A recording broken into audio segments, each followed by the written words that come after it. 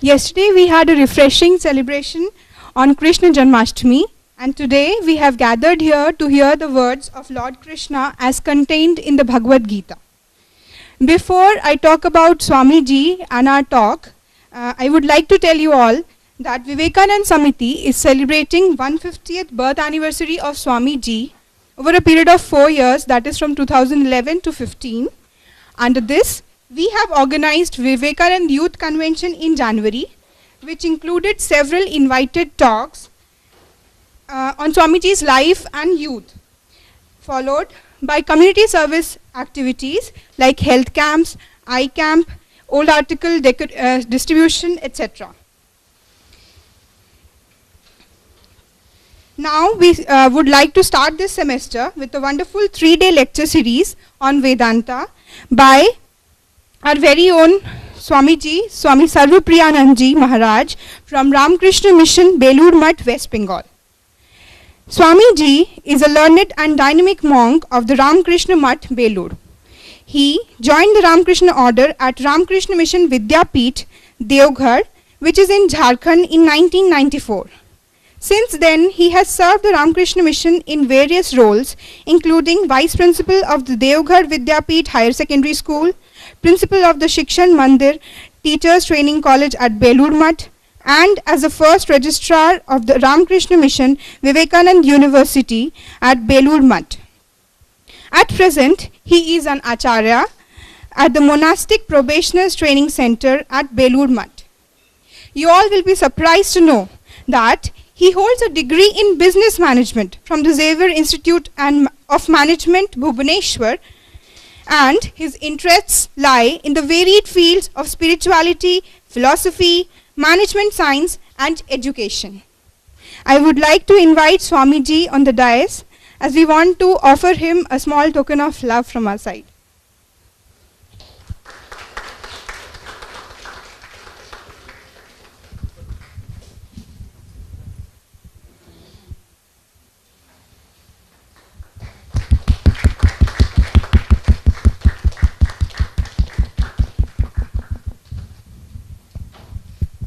Bhagavad Gita, as we all know, is a conversation between the courageous Pandav prince Arjuna and his friend, guide and mentor Krishna on a variety of philosophical issues on the battlefield of Kurukshetra.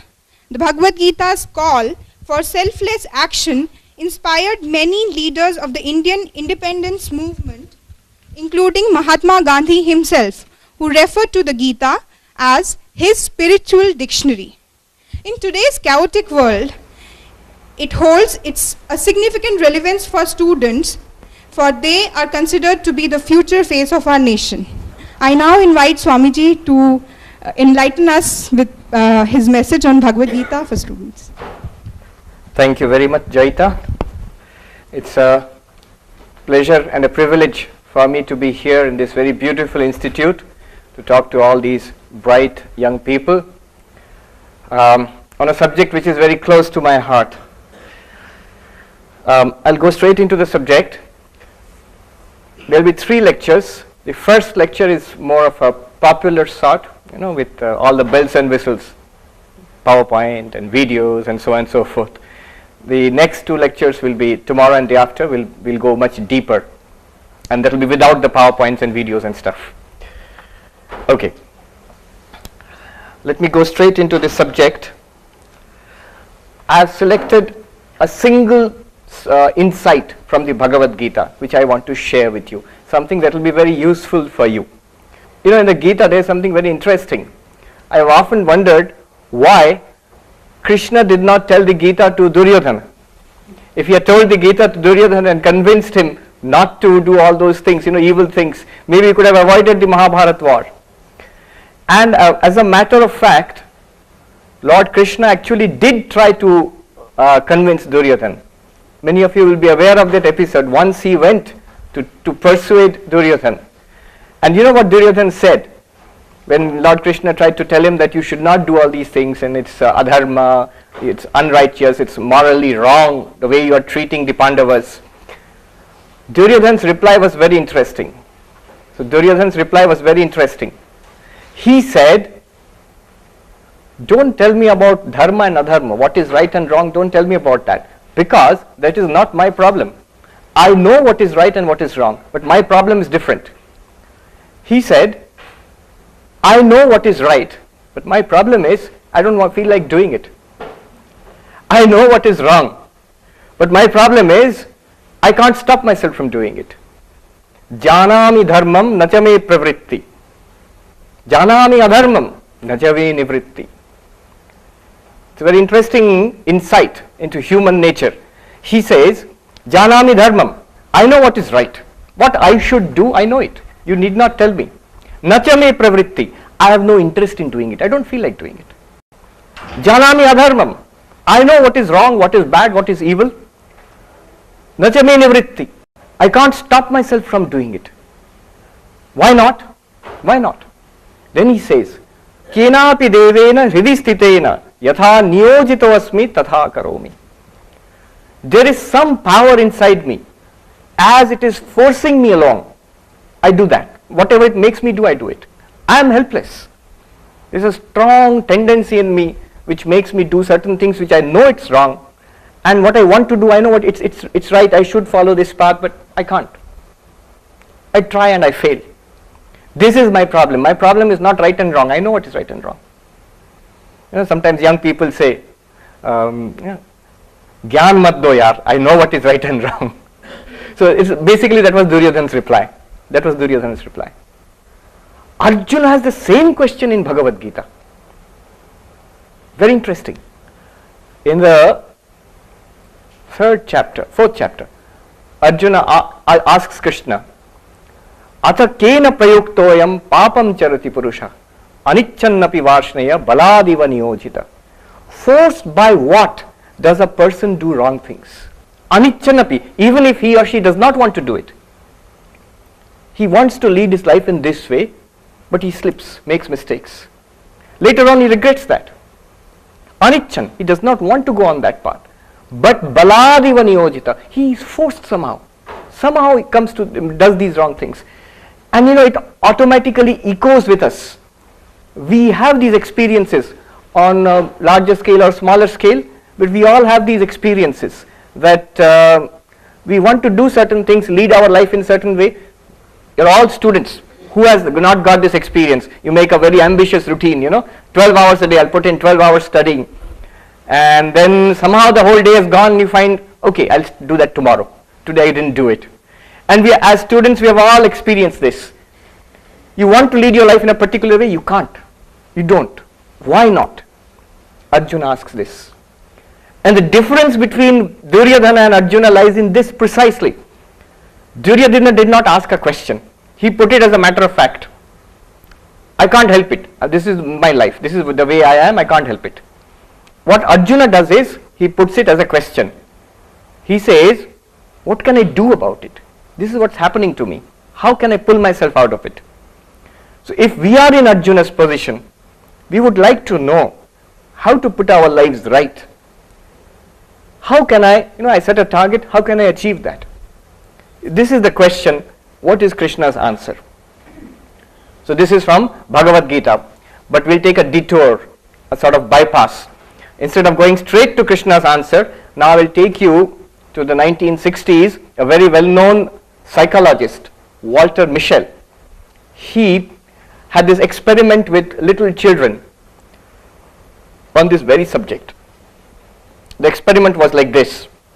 He took little 4-year-old children, boys and girls, and what he said was to the children that here is a marshmallow, a kind of mithai, an American sweet. You want a marshmallow? And the kid says, yes, I want a marshmallow. Do you want 2 marshmallows? Yes, I want 2 marshmallows. So, all right, you can eat this marshmallow, but I'm going to go out of this room for a few minutes. I'll come back a little later. If you wait for me, if you don't eat the marshmallow, I'll come back and give you 1 more, so you can have 2. You can eat it now. If you eat it, it's all right, you'll get only 1. But if you don't eat, you wait for some time, not determine how much time, 10 minutes, 15 minutes, I will come back, then you can eat it. And it's kept in front of the child, and the psychologist goes out of the room. And unknown to the child, this was video recorded. This was video recorded. And you will see some of those recordings. Very interesting, and very funny also, very cute. I got it from YouTube. And the interesting thing is, some children, all of them said we will wait for 2 marshmallows. All of them said we want 2. And some of them did wait. Some of them did not. They said we will wait, but they could not wait. And they saw that sweet in front, and just remember they're 4-year-old. So for 4-year-old kid to wait for 10 minutes also is a torture. When will sir come back and then I can have 2? And some of them succumbed to the temptation and ate the marshmallow. Now what the psychologist did, Walter Mischel, what he did is, he divided the 2 groups on pen and paper. He did not tell the children anything. 14 years later, he went back to those children and he found amazing differences between the 2 groups. He went and interviewed their parents, their classmates, their teachers, and he found those children who were able to control themselves, they said we will wait, and they did wait. They, on the average, they did better in academics, in co-curricular activities, in sports. They were regarded as more confident, self-controlled. And the other group, significantly lower scores in SAT scores and all that. Now, it's amazing, just a small thing, little bit of self-restraint. I want to do this and I do it. And the other person says, I want to do this, but I can't do it. Just this difference. We'll just see those videos and then I'll proceed. This is again from YouTube. Walter Mischel's experiment was repeated by Philip Zimbardo. Those who study psychology, he's a very well-known psychologist. His book, Psychology and Life, is a standard text all over the world. So this is a talk given by Zimbardo upon this experiment. He gave the talk in Google, and they have put up the video on YouTube. You can see that. So it's a study done at Stanford by Walter Mischel with 4-year-olds. You can see here. Sit right up. Okay. Now, I'm going to play a game with you. See, the first part is nothing to do with the experiment because they're little children, you have to distract them. Otherwise, they'll keep thinking, what answer does sir want? So they'll play a little game and say, now I'll give you a prize. So the child is distracted. And I would like you to point to which one is the correct answer. Which one is happy most of the time? The shy one or the not shy one? Not shy one, correct. Which one has a brown nose? The shy puppet or the not shy puppet? The not shy puppet. Point it. Thank you. I'll stop that. Which one is happy most of the time? The shy one or the not shy one? Probably that one. Thank you. That's wonderful. I want to give you a prize for having done so well. Do you like marshmallows? You do? Well, here's a marshmallow for you. You can eat it now, but if you wait until I come back, you can have 2 of them. So you can eat this now, but I'm going to go outside for a minute. When I come back, you can have 2 marshmallows if you wait. Okay, I'll wait. Do you think you could wait? Okay, let's see. I'll be back in a minute. See.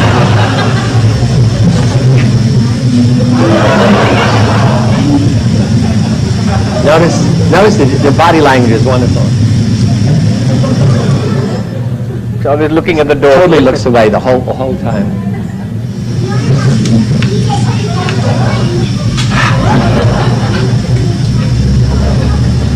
Too hot.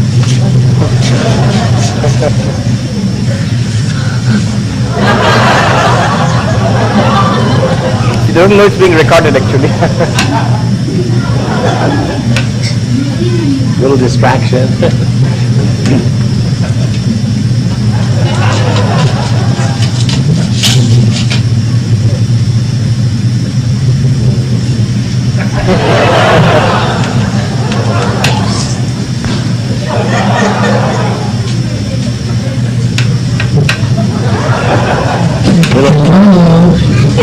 You waited.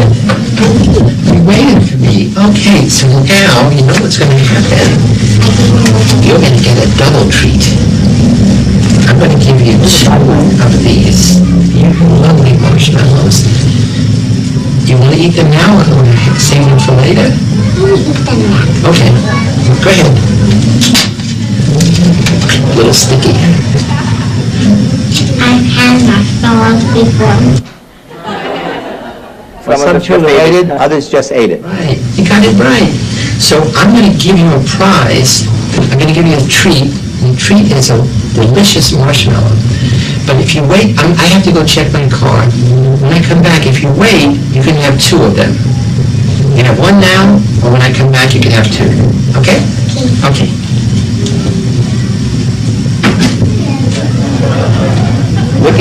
Licky on lips. Just temptation, or just capital T. Sorry.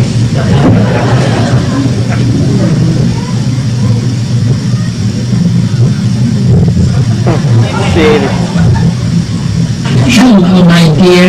You ate the marshmallow. Was it delicious? Do you like marshmallows? Now this kid is wonderful. You don't like marshmallows? Look at that face. Do you like chocolate? Yeah. This boy is very funny.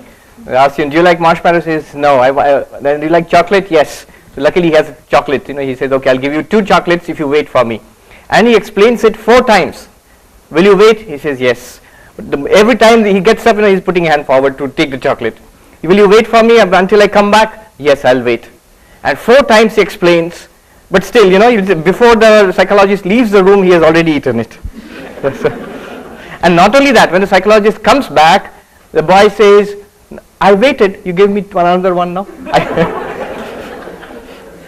well, I love chocolate. treat you one is a chocolate, but, if you wait till I come back, you can get 2. You can eat this now. I have to go check my car. And when I come back, if you wait, I'll give you 2 of them. Okay. So you can eat it now, but if you wait till I come back, you have 2. Okay? You think you can wait? So I will be back in a few minutes. So you can eat it now. 4 times. But if you wait, you're going to have 2 of them. Okay, I'll be back. I'm not out of the door.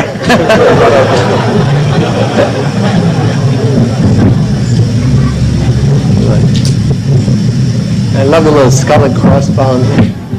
Like total boy. He's just enjoying it, minding his own business, eating away. Now listen to me. Good. I waited. You ate it. You ate the chocolate.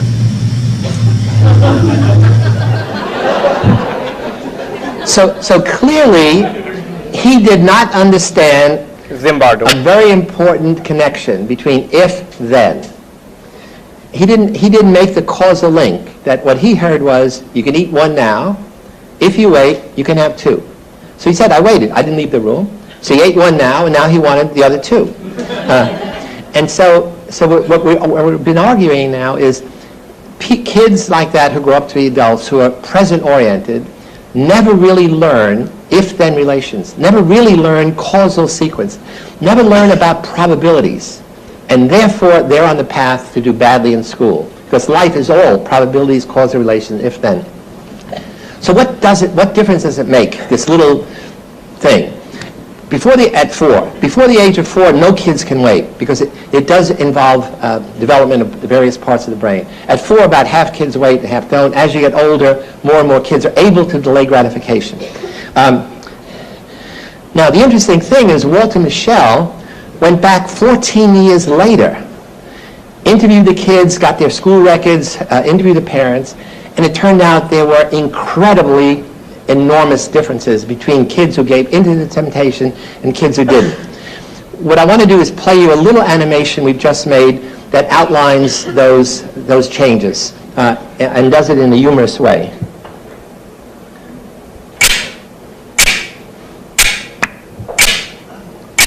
So repeats a little bit of that.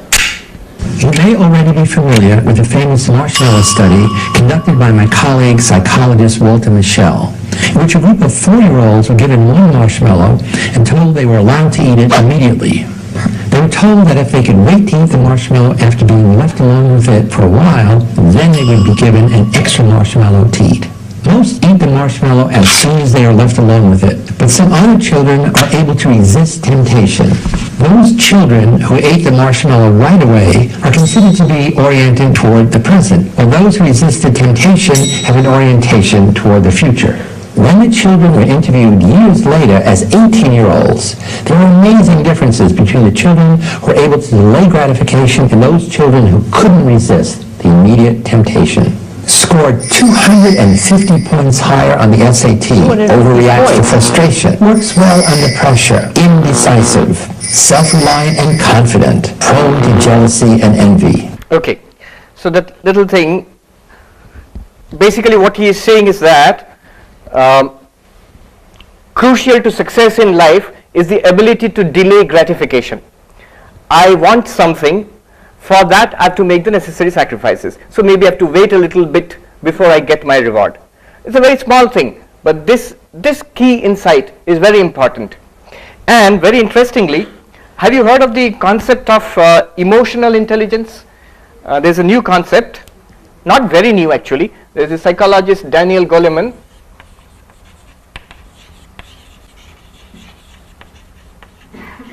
He gave this concept of emotional intelligence. In fact, more popularly the term used is EQ versus IQ. IQ is normally mostly analytical, numerical abilities, and most of you will have very high IQ here. Why I'm bringing up this subject is, he said, for success in life, both in career, in academics, and more so when you go to a job, your career, and your family life, and your relationships with others, EQ is more important than IQ.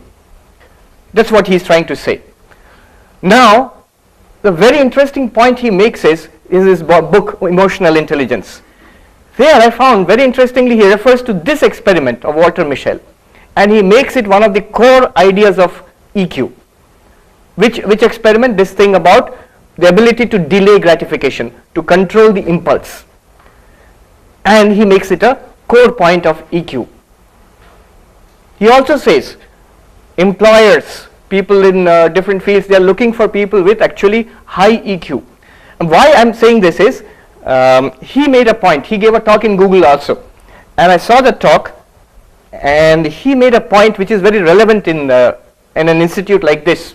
It's an IIT, not any IIT, it's the best IIT probably in the country, and you have this so many brilliant young people with extremely high IQs. Now, the point he makes is, there is no particular correlation between IQ and EQ.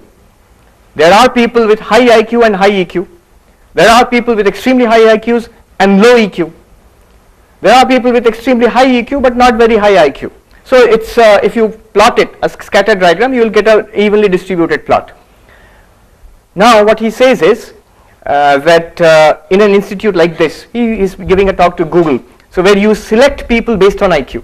You have those entrance examinations and all. So generally people who come into this kind of institute, people have sort of cutoff of IQ. You will find people on the higher range in IQ here. So here in this institute, for example, among your classmates, among your teachers, you will find the difference in IQ, the spread in IQ is not much. But the spread in EQ will be quite high because you have not selected for EQ. Therefore, in an environment, in an institute like this, or in a job, in a very good place where you're working in research institute or in a company outside, the difference, the factor which will make a difference to you will be EQ. You follow the logic. And he gave this in a talk in Google that I'll show you a little bit, the relevant portion of that talk. I'm Peter, collaborative on career. Recently, who said, you know what we found? You alone is going to help you. Done is to make, because they are catalytic. If you had a kind of this is Daniel Goleman. Random distribution. Now, if you take this pool and you map it on Google or any other company that places a premium on cognitive abilities, this is the total sample. Well, what you've done is really interesting because you're skimming the top. Okay, whatever, let's say this is IQ 150, whatever. It's very high. What you have now done is to make a very small difference for IQ. There's very little variation in the population at the very top, and a very large difference for emotional intelligence. That means that whatever emotional intelligence contributes to success in an environment like this, it matters more per unit than IQ does. So there's actually a floor effect here for IQ. You wouldn't expect that IQ alone is going to help you be highly effective in this work environment. You got the point. I mean, there's no need to repeat that. Basically what he has done is, he says in a general population the distribution will be like this. There are differences in IQ, less and more, and there are differences in emotional intelligence, less and more. But when you have a group like this institute, where you have a floor, because you have come through a selection process, you will find what you have done is you have skimmed the top in each. Suppose you have come from different schools and colleges, and only the best in your batch, most of you are the best in your batch, because you came through a selection process. Therefore, the difference in IQ will not be much here. It will be about this much. The difference is very little. There's a floor here. But you are not tested for emotional intelligence. So there are people who have got high emotional intelligence, you've got people who have got low emotional intelligence, and therefore more than a general population, in a population like this will be more important than this. In general, emotional intelligence is more important, but here it is even more so in a population like this. Anyway, it's the same point. It comes back to the same question. I've just shown you the importance of the ability to control oneself. Now the question of Arjuna's question was, how do I control myself? Why does this happen? And how do I have this control? Whether it's Duryodhana or it's Arjuna or it are those 4-year-old kids, they can ask the same question. I wanted to wait for sir, but I could not wait because the marshmallow was in front of me and I wanted to wait. I had made up my mind to wait. I could not wait. Why couldn't I wait? And how can I control myself? These are the questions. Now we go to Sri Krishna's answer and see what he has to say. Chapter 3, 2 verses I'll take up. Basically what he's saying is this. He's saying that there are 2 levels in our activities. One is at the level of our subconscious minds. He calls it Prakriti or Samskaras. So there is a level which is below our level of our consciousness, and here we have tendencies. You can call it Samskaras or Prakriti. Prakriti simply means nature of an individual. What does this consist of? It says it consists of Raga Dvesha, liking and disliking.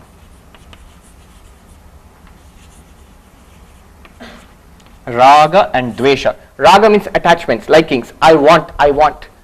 Dvesha, I dislike. What do I want? What do I dislike? It depends upon you. Your habits. If you are a believer in rebirth theory, so the idea is that we have accumulated a lot of tendencies throughout our lives. If you don't believe in that also, that's perfectly alright.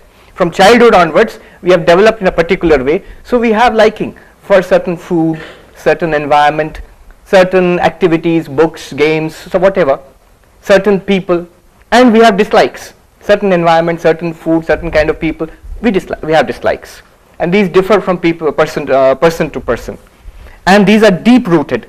We are not often aware of this. It's below the level of our conscious awareness. This is one stage. The second stage is when we interact with the world. What happens is we have a reaction. It comes from here, and we think something, we say something, and we do certain things. So these are the conscious level, the level of conscious activities already expressed. This is not expressed, unconscious. This is conscious and expressed. At this level, it is too late. Already, I am dieting. I want to watch my weight. I have this delicious pastry in front of me. I like it. I eat it up. And then later I regret it. I had thought I would not eat this, but I have now eaten it. So what happened was, here is a raga. Here is a raga. And you see this attractive object X in front of you. And you think, I want it. You order it, give me one, and eat it up. And then you regret it. Because you decided not to take this actually. This is what is happening all the time. It happened to Duryodhana, it happened to the little kids, And Arjuna is asking, why does it happen? It happens because of this. From our samskaras directly, this is expressed. And Sri Krishna says this in 3rd chapter, in the shloka number 33. He says, Sadrisham cheshtate swasya prakriter jnanavanapi prakritim yanti bhutani nigraha kim karishyati. Very interesting shloka. He says, Sadrisham cheshtate swasya prakriter jnanavanapi. A person who is a jnani, who has read the Shastras, I want to lead my life in this particular way. I want to meditate, realize God, and I want to have daily meditation, exercise, have a fit body. I want to do my studies in this particular way. Everything is there. Jnanavan. He is aware of what he wants to do, he or she. But Prakritim Yant, he says, Sadrisham cheshtate swasya prakrite jnanavan api. Prakriti is this one. Sadrisham means according to Prakriti. Even this person who is very alert, he works according to Prakriti. Prakritim yanti bhutani nigraha kim karishyati. Such an interesting comment by Sri Krishna. People act according to their natures. What can self-control do? Nigraha kim karishyati. And the immediate doubt which is raised in all the commentaries is, if self-control is of no use, then what is the point of all this meditation and yoga and all spiritual practices? And they raise this doubt. Then what is the point of all this? What he is saying is, we have this Prakriti and then it is expressed. At this level it is unconscious, you are not aware of it, you cannot do anything. At this level it is already expressed. You may stop it once, very, very difficult to stop. You may stop it once, next time you will fail. You fail twice, maybe succeed once, and you get frustrated. It goes on like this. What is the way out? Sri Krishna says in the 34th verse, he gives the secret. Indriyasya indriyasya arthe ragadvesha vyavasthitau tayorna vashamagachet tau hi asya paripanthinau. 3.34. The secret is here. He says, between these two levels, are we clear about these two levels? One is the subconscious level, samskara, this one, Prakriti, and the next one is action, karma. He calls this the uncontrollable level. It's a conscious level. It's conscious but difficult to control, and this is unconscious, but because it's unconscious you can't control it, you're not aware of it. So this is he says this is the third level and this is the first level, and he says the secret is, Sri Krishna gives, this is the important point, the whole lecture, this is the most important point. He says the secret is, between these two levels there is another level. There is another level, and he says this raga dvesha, it comes in a conscious level, and this is the second level, this is controllable. What he says is, from here the action goes here, and from here to third level. From the first level, unconscious level, there is a small conscious gap when you become aware of likes and dislikes coming up, boiling up from within. Before it takes on the form of a strong desire, thoughts, or you already say something, a flash of anger comes and you hurl an insult at somebody, later on you are going to regret it for behaving like that. I did not have said that, you feel that. But you already said it. At that level it's very difficult to control. You know, he says, I became so angry, I was burning up from the top of my head to my toes. So that's already at this level, third level. But he says, Krishna says, at this level,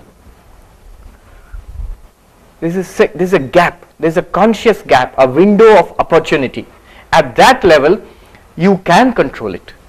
At that level, you can control it. You can consciously control it. What he is saying is this. Raga dvesha, likes and dislikes, according to our sense organs, indriyasya indriyasya arthe means earlier shloka. What it means is, each indriya has its vishaya. Indriya means sense organ. So eyes have, chakshu has vishaya as form. These are forms. Ears, shabda. Tongue, taste, rasa. Like this, the five indriyas have their vishaya. Indriyasya indriyasya arthe raga dvesha vyavasthito. Each of them have fixed likes and dislikes which are in your subconscious mind. There are certain forms I like, certain forms I do not like to see. certain sounds which I like, certain things which I do not like to hear, and so on. Certain things I like to taste, certain things I do not like to taste. All these are our conditioning, and they are expressed in action, in karma. Between these two levels, he says there is a second level at which he says, Krishna says, what you can do is you can exercise conscious control, like a traffic policeman. You have the chowraha here, there is a traffic policeman there. What he does is he controls traffic. Now you have a particular aim in life. So maybe it might be studies, it might be meditation, God realization, whatever. You know very well, just like Duryodhana said, I know what is right and what is wrong. How do you know what is right and wrong? According to your aim of life, there are certain things which are right or certain things which are wrong. If a little child wants 2 marshmallows, the right thing is not to eat the marshmallow until sir comes back. And the wrong thing to do is to eat it up, because you will not get the second marshmallow. In the same way, that's a very simplistic thing, but in the same way it works for all of us. What is right and wrong in life we know. Now this policeman, this conscious level, what you have to do is, whatever is coming from your subconscious, it will be in the form of think this, say this, do this. You filter it at this level.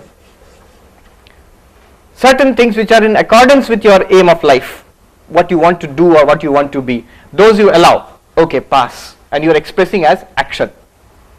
Certain things which are not in accordance with what you want in life, those you disallow.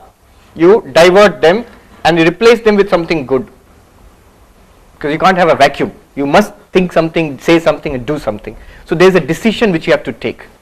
At this level there is a decision which you have to take. It's not all that complicated. My diagrams look very complicated. At this level you have to take a decision. And the thing about the decision is a very interesting thing, I'll tell you. This is a power which we all have actually 24 hours a day. In the Katha Upanishad says, Shreyam and Preya, what is good for me and what is pleasant for me. Shreya and Preya, what is good and what is pleasant. Swamiji used to talk about it often. Shreya and Preya. Preya, pleasant, what I like to do now. And Shreya, what I know is good for me now. If they are same, what I like to do and is good for me, it's very easy for life, becomes very easy. But often, unfortunately, they are not same. What I would like to do and what is good for me, I know, these two are often different. For example, how many of you, if you could, I'm not asking you whether you do it or not, but if you could, you would like to wake up at 4 o'clock and meditate and exercise and study or whatever, each day in the morning, you would like to wake up at 4 o'clock in the morning. How many of you would like to do it? If you could do it, how many of you would like to do it? So many? More than 90% of the audience? If I could do it, I would do it.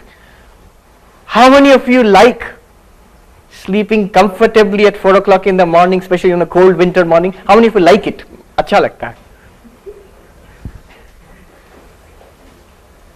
The same 90% of the audience who say that I want to get up early in the morning, it would be very nice if I could do it, and I could study, and I could exercise, I could do meditation, whatever, or take an early morning walk.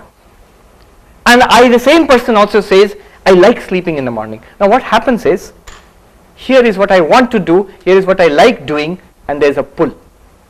They are pulling in opposite directions. This is the problem. And what Sri Krishna says is, here you have to take a decision.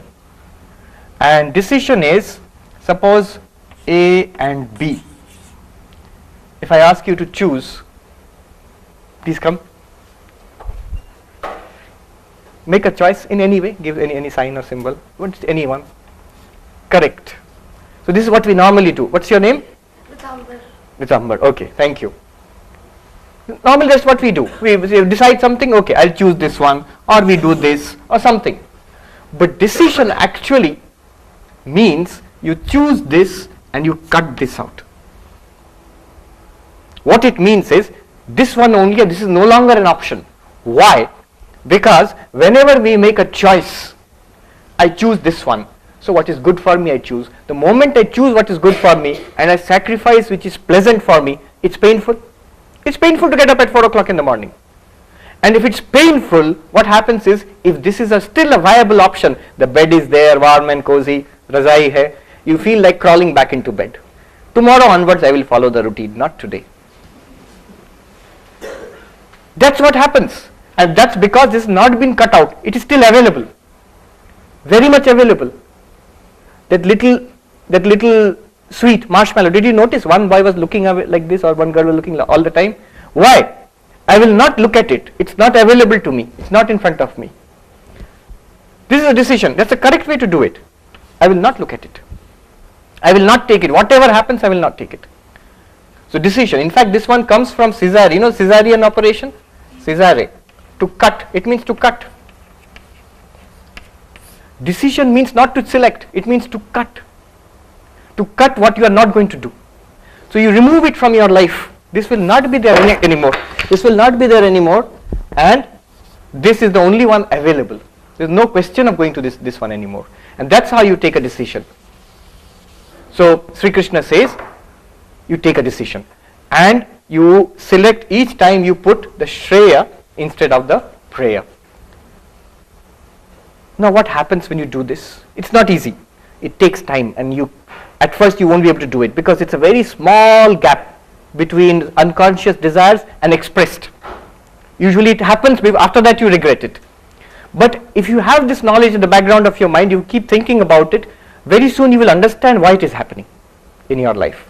And with this decision making power, if it increases over the time, you begin to control it. And sometimes you'll be surprised to see at that moment you are able to control it. So the traffic policeman is working. Most of you have done it. Because you are in such an institute, you have made sacrifices in your study life. Whereas your batchmates did not, you did it. So you can do it, it's possible. It's there.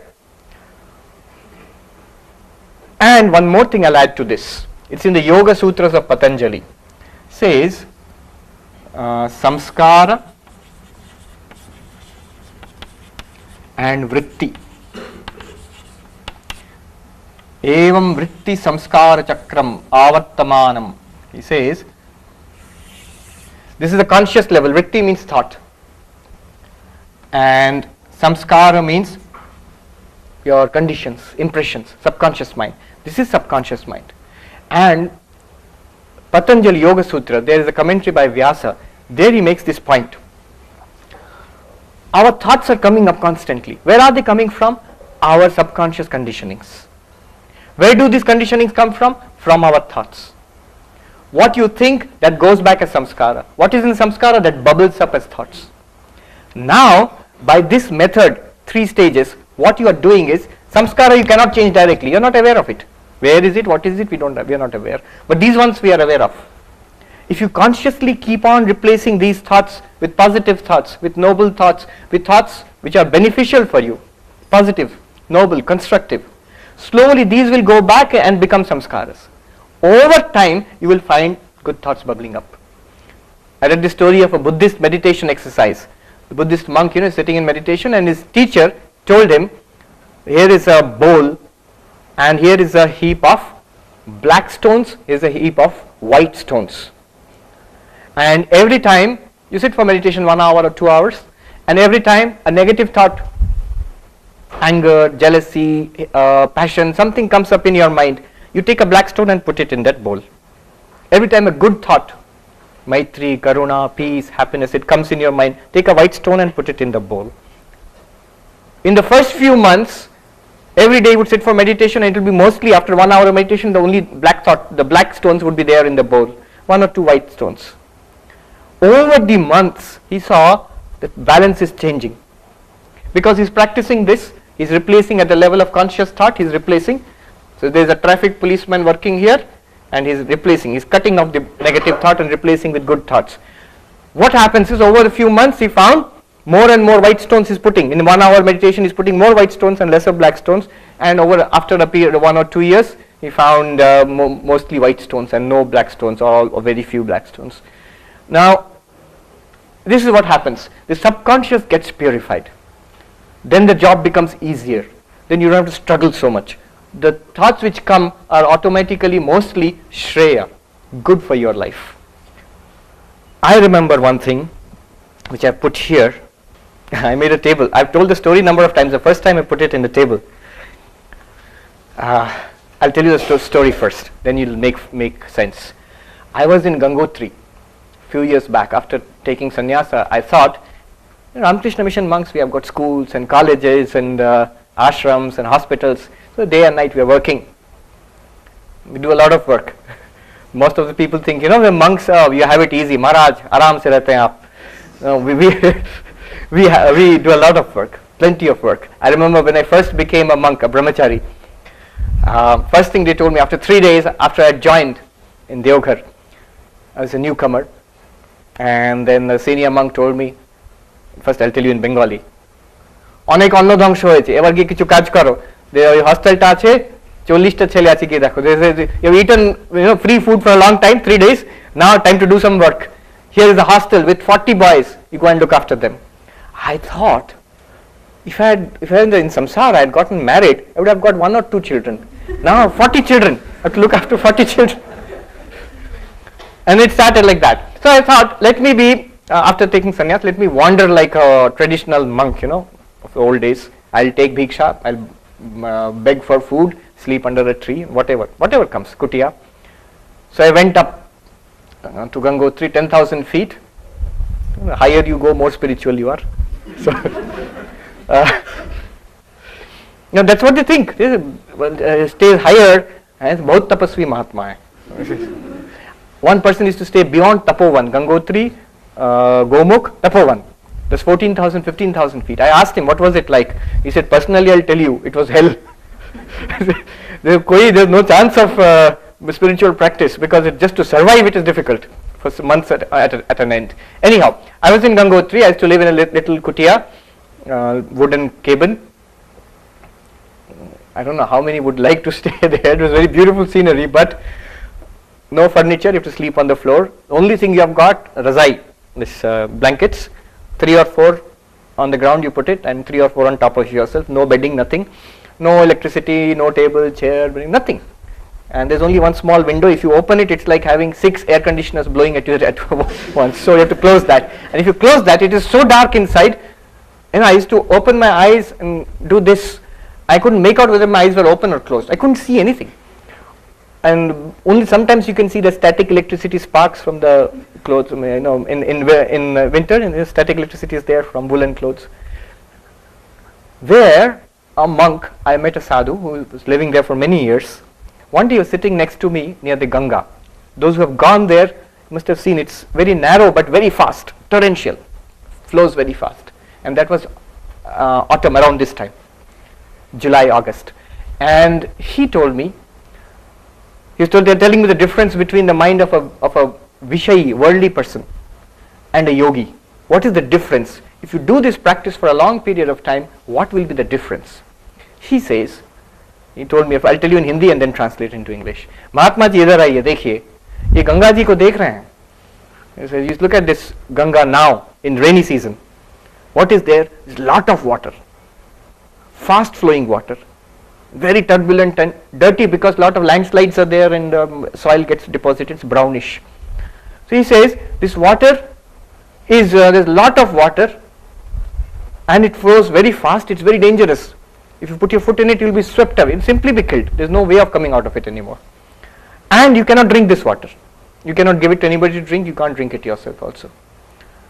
And then he told me, in winter, this same Ganga, this is because it's mostly frozen, there's snow up to here, ice, and there's very little water, and the water it flows slowly, and it's crystal clear. He said, if there's a bridge, there are 2 bridges in fact over that in Gangotri. He said, if you throw up, chawani phek denge, upar se you can see what denomination of the coin it is. So clear, like glass.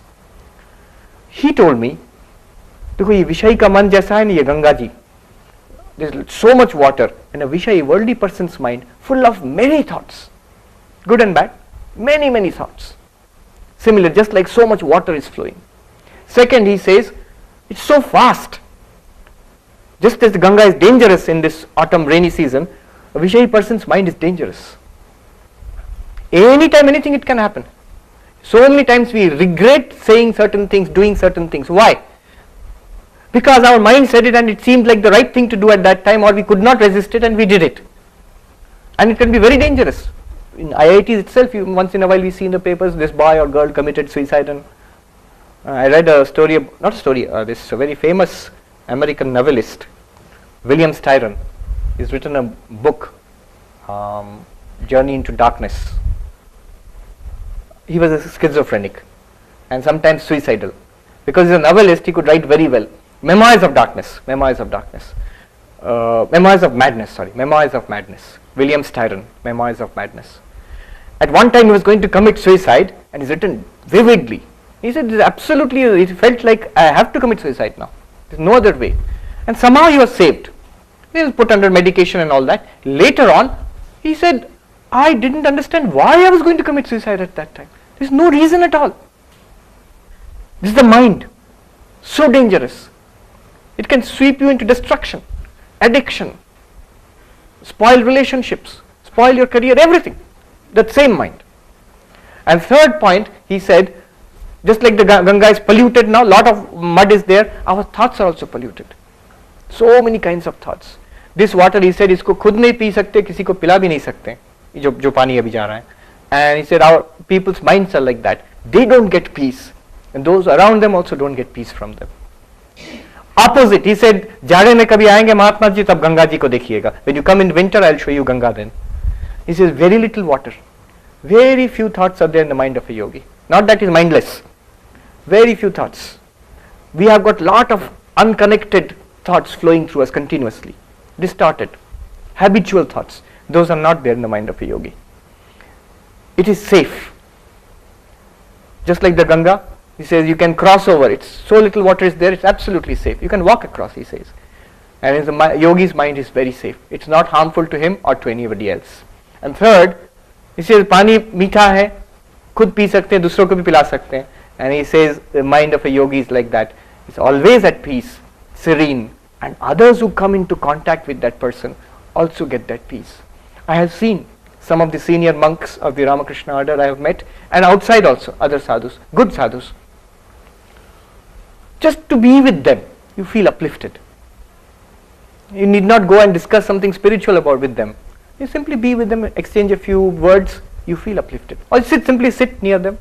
There's something in an atmosphere about them which is so much of serenity and calmness is there. It transforms your mind, at least for some time. But that is due to that person, not our own. There was a very great Swami, and one Swami who used to stay with that Swami, who is a disciple of Ma Sharda. And this person who told me, he said, I used to stay with that Swami and my mind was at such a high plane all the time. And I felt I had achieved something. And that Swami, he was staying in the room, there was some medicine. The spirit is there for swabbing and all, disinfection. So there is a stick with cotton wrapped around it which is kept in the spirit. And that Swami took out that stick and he said, look, this has the smell of that disinfectant, the spirit. After some time, if you keep it aside, it will go away, that smell. It does not belong to the stick. Similarly for you, you are with me. Don't think that you have achieved something spiritually. Day I die, after a few months you will find whatever you were earlier, you are that only. You have to earn it yourself. Anyhow, the point is such people can radiate spirituality.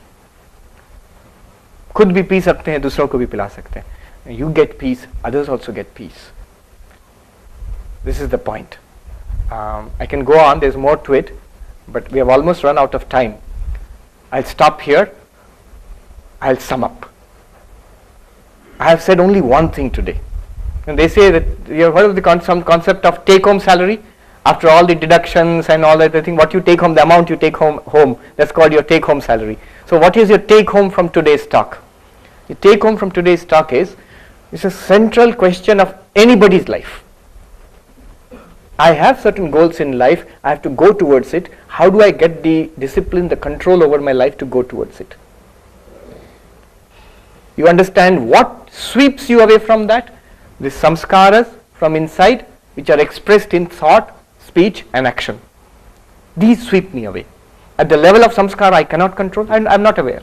At the level of action, difficult to control, already expressed. Answer, he says, tayor na vashama gachet. Don't come under the sway of your raga dvesha. They are being expressed in thought, word and action. Before that happens, there is a window of opportunity.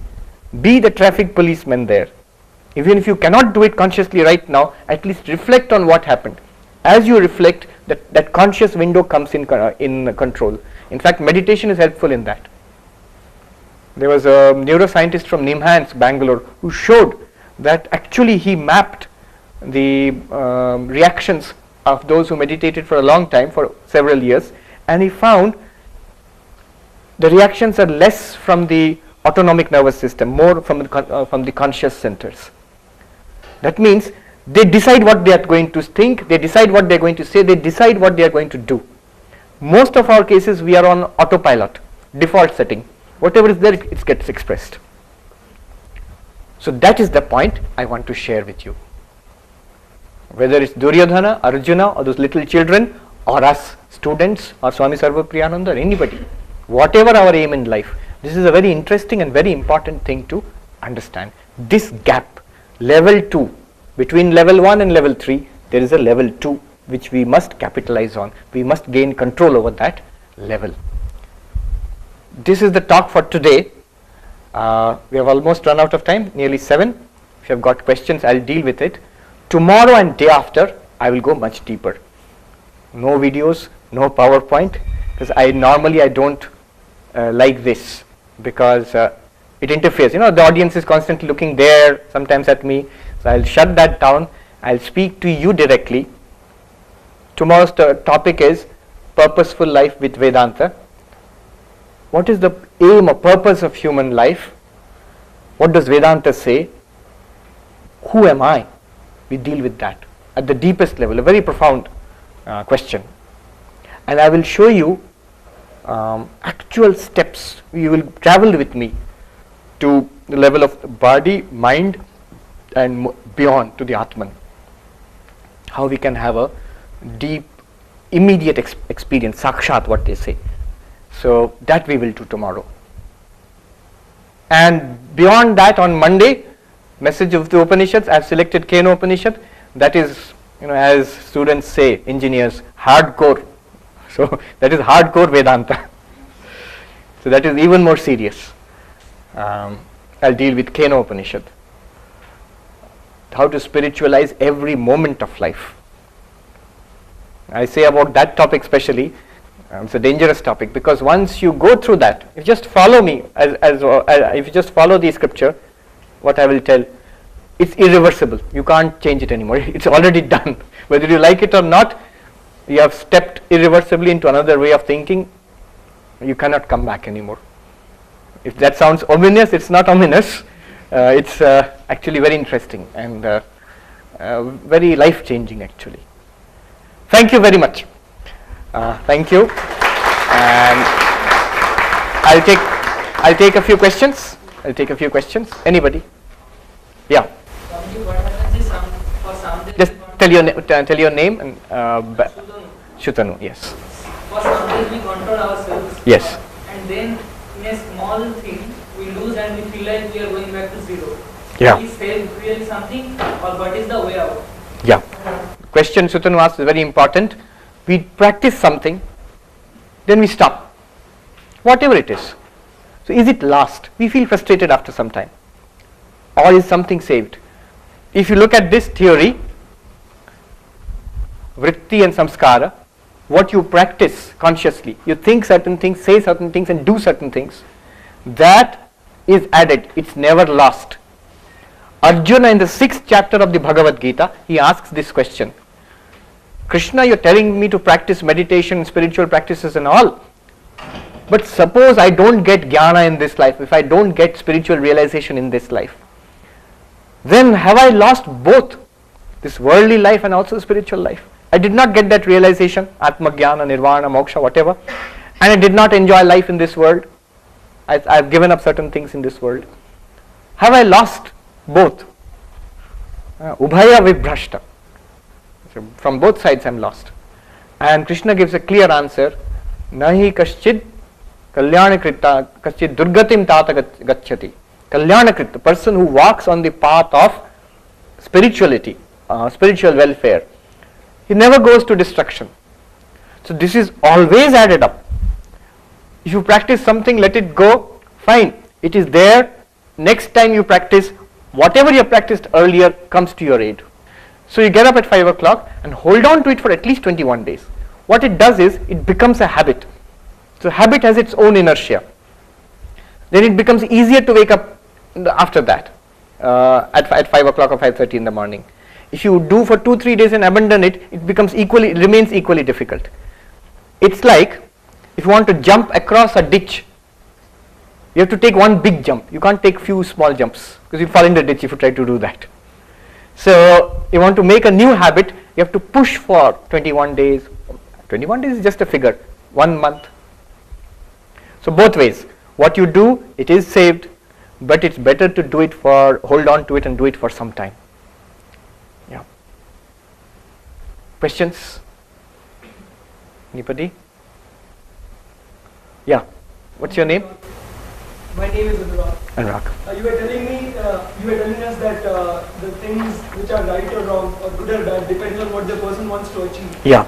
Should there not be a thing about morality in all this? Yeah. Because a person might want to achieve something bad, yeah, and his good might be bad for others. Yeah.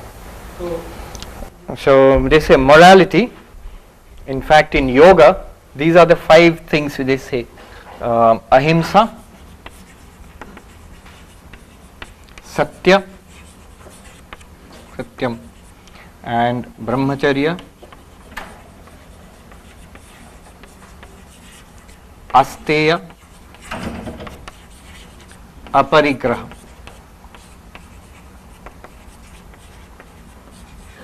These are the 5 main vows which we as monks also take, and those who want to be yogis, they should practice to some degree. They must practice all of this.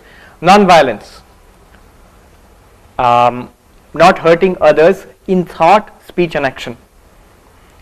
You know the vow in medicine, those who become doctors, first, do no harm. This is the vow. The oath they take is, first do no harm.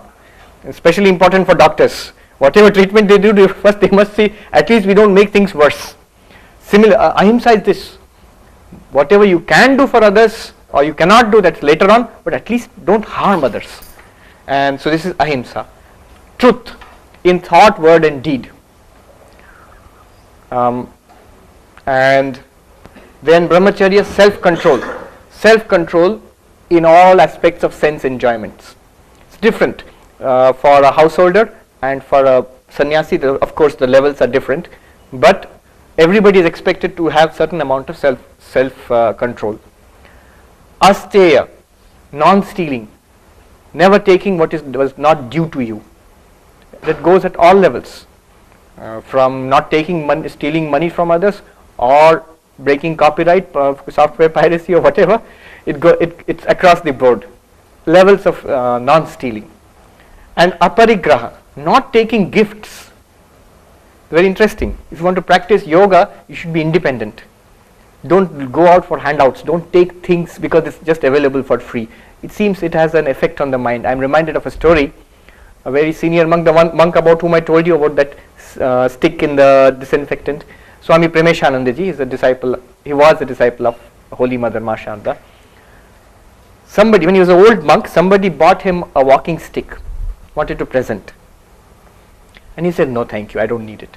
And he kept on insisting, Maharajji, you please take it. I don't want anything from you. Please take it, I'll be just happy if you just accept it. Then you do whatever you want. He said, no, I don't want it. So I don't want anything in return, just take it. I'll be very unhappy if you don't accept the gift.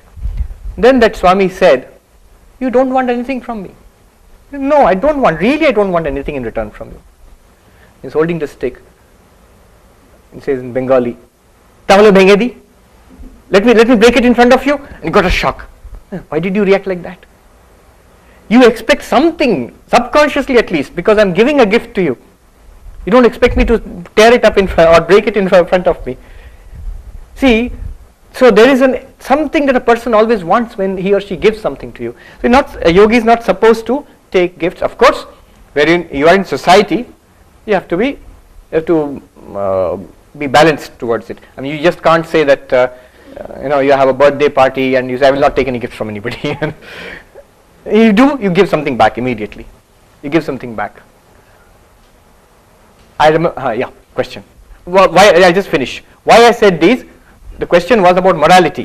Where is, no, yeah. These are called Sarvabhauma Vrata, universal vows. These are not matters of choice. To some extent, to be a decent person, you have to follow all of these at some level. At some level, you have to follow all of these. To be a yogi, you must follow them at a very high level. But to have a decent life, you must follow all of these. Why? Why these are not matters of choice? You call them moral laws, but somebody asked me, students often ask, moral laws, you are calling them laws, but they are not laws like gravity. Satyam, I can tell an untruth, I can tell a lie. How is it a law? How is it a law? I can break the law. Tell the truth, it's a law, but I can tell an untruth, it's not like the law of gravity which you can't break.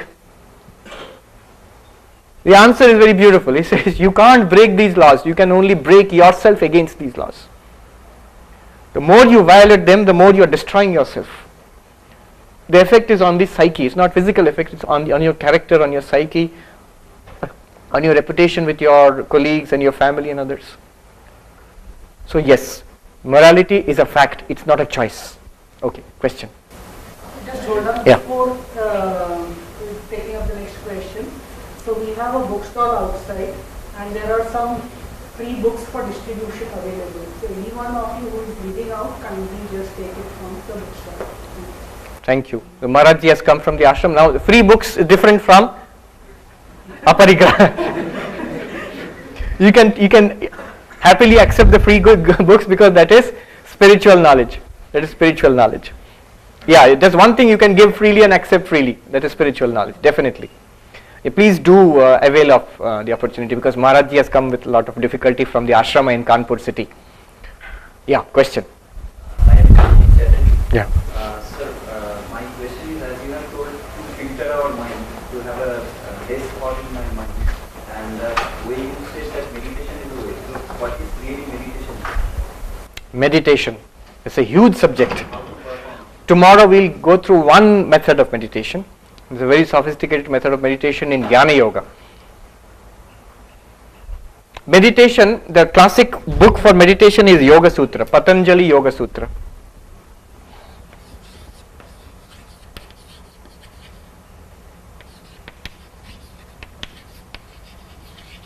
And the best explanation and translation is Raja Yoga by Swami Vivekananda.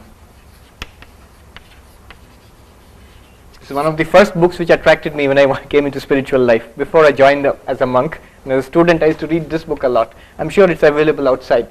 Patanjali Yoga Sutras, it's a classic text of meditation techniques, and in fact, the vast range of meditation techniques you see in the world today, especially in the Hindu traditions, not so much in the Buddhist traditions, and there are similarities. They are all drawn from the Patanjali Yoga Sutras in some form or the other. And there, to answer your question, what is meditation? In the second sutra, meditation is defined. What is yoga? Yoga chitta vritti nirodha. Yoga is control of the cessation of the modification of the mind. Vritti, this one,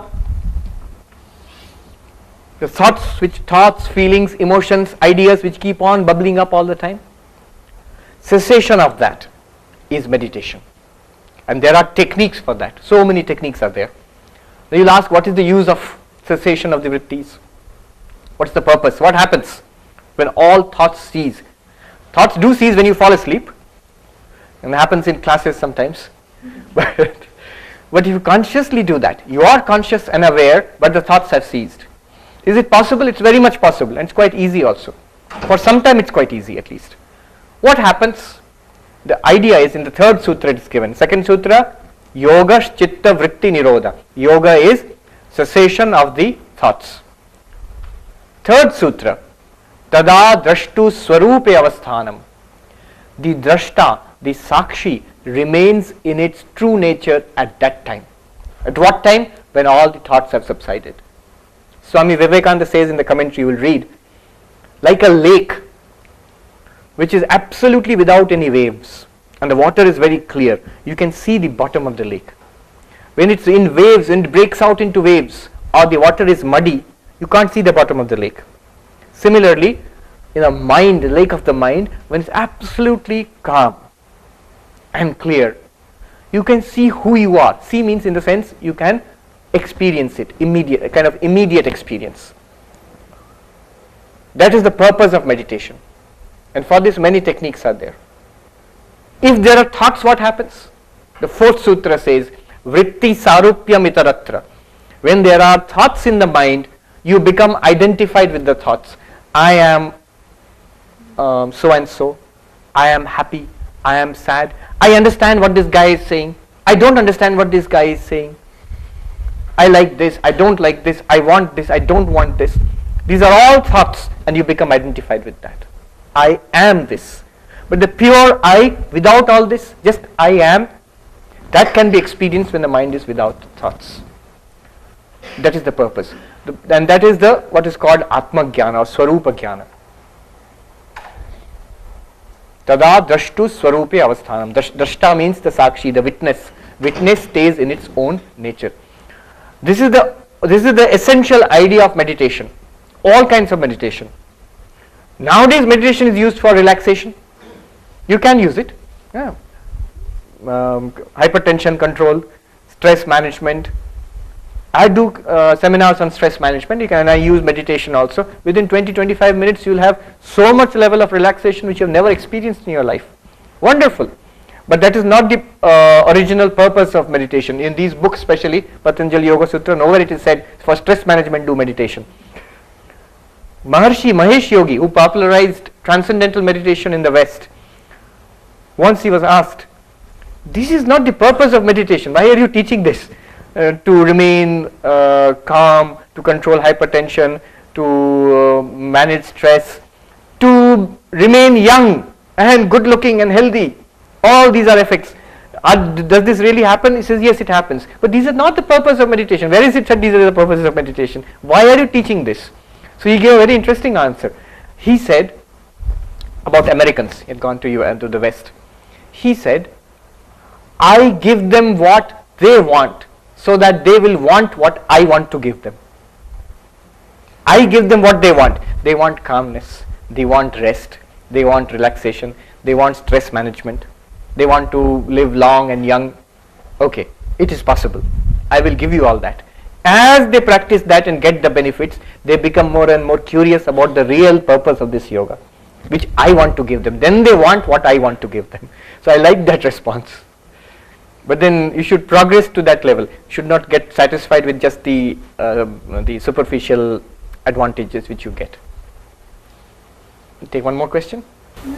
Yeah. I want to ask that brahmacharya does only mean that we do not have to marry anyone or... No. As I said, brahmacharya means self-control. Control of sensuous, of your senses, of sense pleasures. So this is a whole range. It depends upon what you are. If you are right now a student, so there is a moral code of conduct for you. If you are a married person, so you have relations with your husband, wife, and it's limited to that. That is what, in fact, what is normally considered to be decent or moral in society, that is actually based on brahmacharya. Any religion, it's not just yoga or Hinduism, in Buddhism, in Islam, and in Christianity, everywhere you have a code of conduct. Basically what that code of conduct always does, that morality always does, it puts a limit. It always is in the form of a limit. Thou shalt not do this. You shall not exceed this limit. It's always a control. That is brahmacharya.